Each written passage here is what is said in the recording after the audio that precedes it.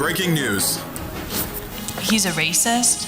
For my whole life, he was speaking against black people. Even when my mom gave to the ministry, he said, I can't believe she gave that money to a black minister. You've just seen and heard Katie Frazier, who's referring to her dad, Rick Frazier. Why, you ask, would Katie refer to her own dad as being racist? Katie is not an angry teenager who's mad at her dad. Rather, she has decided to take a courageous stance against racism. Katie strongly believes he's behind the malicious, untrue attacks being waged against God's apostle, David E. Taylor, because he's African American. Attacks Katie believes are resulting from her mother, Deborah, giving a large contribution to David E. Taylor's ministry.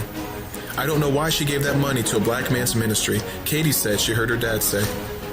As an outsider, David E. Taylor was summoned to testify in the Frazier's divorce hearing about the contribution. Rick said he wanted his ex-wife's money back and threatened David E. Taylor directly, telling him if he didn't comply, he would make videos to destroy him through social media to ruin his reputation. Since then, Apostle David E. Taylor has been publicly attacked by what's commonly known today as internet trolls, people who use the internet to get false information about others. They have gone to great lengths, even posting fake videos, blogs, and other information. Why, do you ask? Because the man of God innocently accepted a contribution to the ministry during the time of the Frazier's divorce hearings. This is shocking. Injustice in America is still a reality, but through it all, David E. Taylor has shown a heart of love for Deborah, Katie, and even Rick.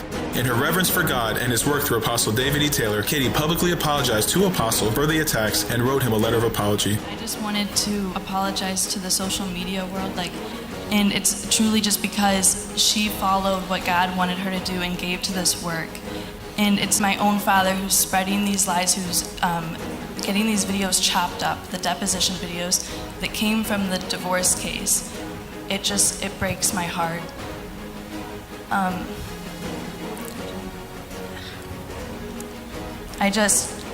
I hope that no one believes these lies. I want you to know that I stand with Apostle.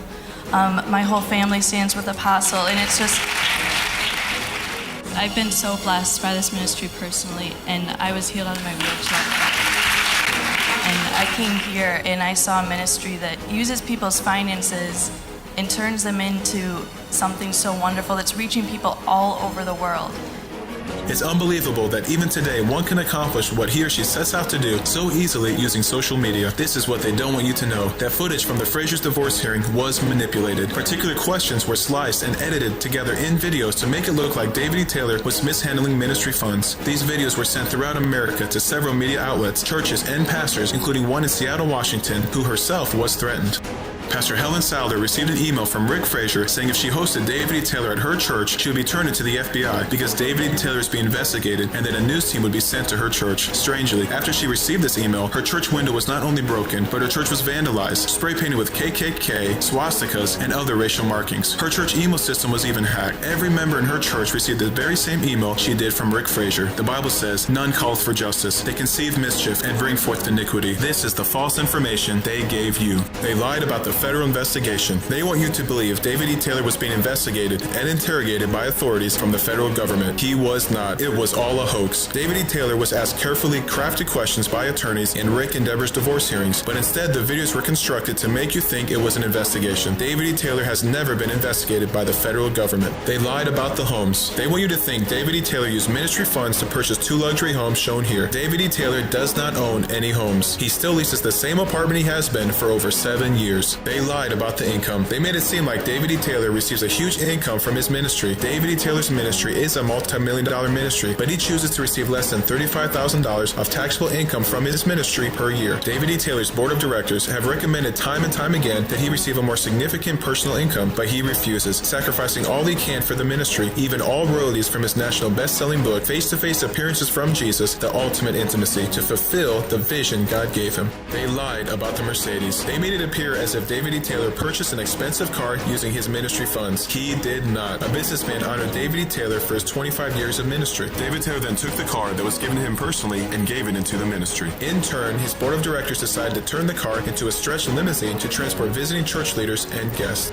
They lied about the clothes. They want you to believe David E. Taylor misuses ministry finances to buy expensive clothes for personal use, but he does not. David E. Taylor travels extensively around the world holding miracle crusades and conferences. For this purpose, he wears quality clothes to support yearly travels and his television ministry. His expenditures are approved by his board of directors. They lied about David E. Taylor not knowing his board members. They tried to make David E. Taylor look incompetent by ambushing him. When David E. Taylor was testifying in the Frazier divorce hearing, his board of directors were going through a transitional period, electing new members. Therefore, he answered with integrity and followed the advice of his attorneys by saying he did not know. They lied about the taxes. They tried to paint a picture that David E. Taylor is operating his ministry illegally. Out of his love and concern, David Taylor took in a struggling family into his apartment. David Taylor's tax returns were filed reflecting the legal name of his dependents. In his apartment, the parents of the dependents always referred to their children by nicknames. Therefore, David E. Taylor did not know their full names. We can't conquer hate with hate. We can only conquer hate with love. For more information, visit reportingthewholetruth.com. I don't know how to hold no hate in my heart against anybody. And this man who's doing this, I still love him no matter what he's doing. I want him to know I forgive him. I just want to hug Katie and Deborah just for closure. I love you guys. Come on, give God the glory. Celebrating 25 years of ministry, Apostle David E. Taylor has made an indelible imprint throughout the United States and around the world, becoming a strong and positive influence as a spiritual father and leader. This incredible man of God was once a professed thug, a gangster, enjoying the thug life in urban America and all that it entailed, until one day, David E. Taylor's life was changed forever from a face-to-face intimate visit with Jesus. I was 17 years old when I was the leader of a gang, and at the age of 17 years old, Jesus appeared to me in a dream in my sleep. He was in this most beautiful white robe, this gorgeous white robe, and he had such a humble demeanor. He was a humble man, and that's what I really remember. Not only what he was wearing, but his eyes, the love in his eyes, and the humility that he exuded. My life from that day was changed. All I knew is that something changed in my heart after I saw him, and after he spoke to me. I had never had an experience like that. I felt currents of power and electricity going through me. You know, from that glory that was coming off of him, his presence, and I was changed. I knew something had happened to me. And he stood there with a smile on his face, but his eyes full of light and love, you know, and he said, "Follow me." I knew he wanted me to give my life to him. I said, "Lord, I want others to experience what I experienced with you. If you go to them in dreams," I started to pray. I said, "It's my desire that you give me the ministry where you work with me personally on earth, and you go to them just like you came to me. A ministry that introduces you to them face to face." And that's what happened. It started. It was wonderful. And he said these words to me. He says, "Every person who reads this book, I will appear to them." He says, "And this message will go greater." You know, I got to have the real thing.